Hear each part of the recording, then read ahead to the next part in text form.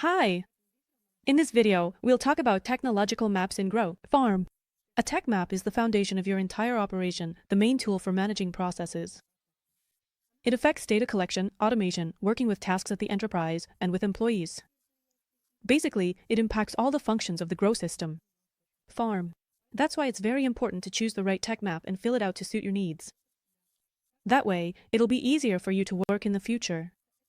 Also, a tech map is a complete manual for the technological processes of crop cultivation and storing the harvested yield. First, let's choose a tech map. You can do this as the final step when creating your agricultural facility. To do this, you need to click the Add Object button on the main screen. Next, you'll be prompted to fill in information about your facility, select its type, size, and other important parameters. We recommend that you follow the instructions during this step. This will help the Gros system farm to be configured specifically for your enterprise. For now, we'll skip this step to move on to selecting the tech map. Let's focus on choosing the cultivation technology. This will affect your further choice of tech map. Let's choose soil and local ground.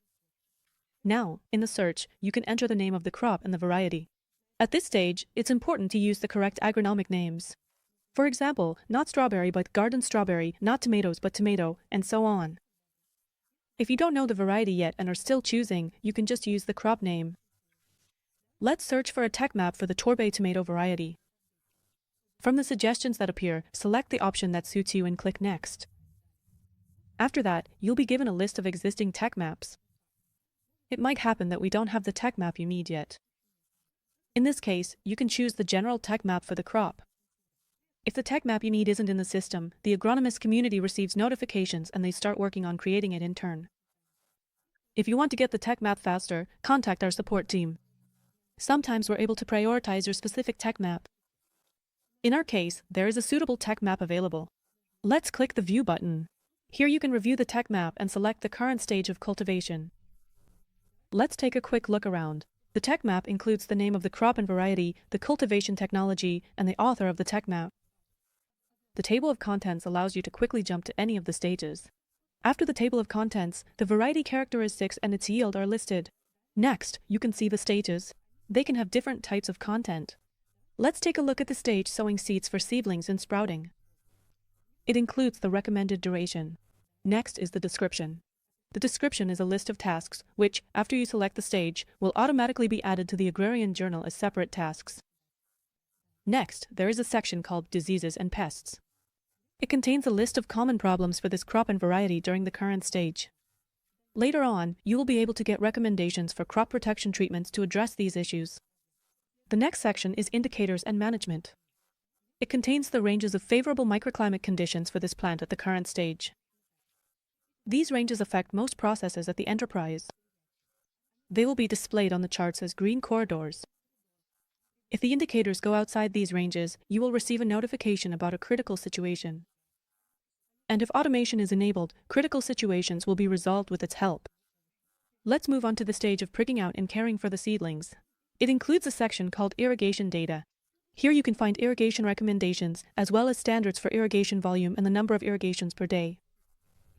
Later on, this standard will affect the operation of the irrigation automation system if you choose to use it.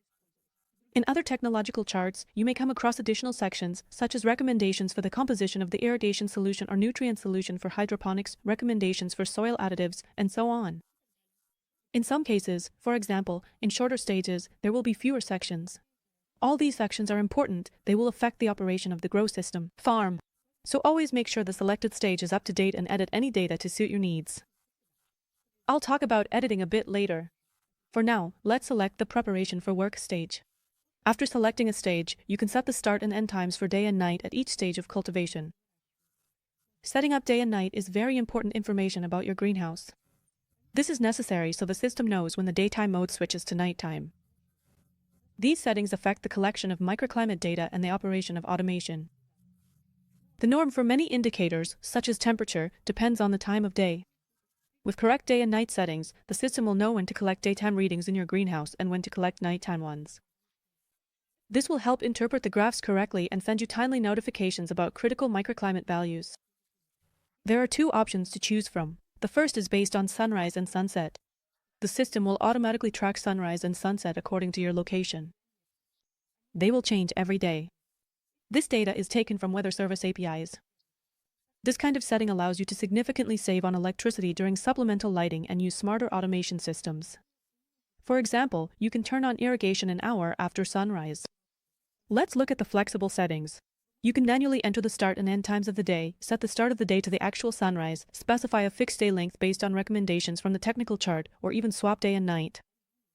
This is ideal for networks of farms and grow boxes where all lighting is artificial, since electricity is cheaper at night.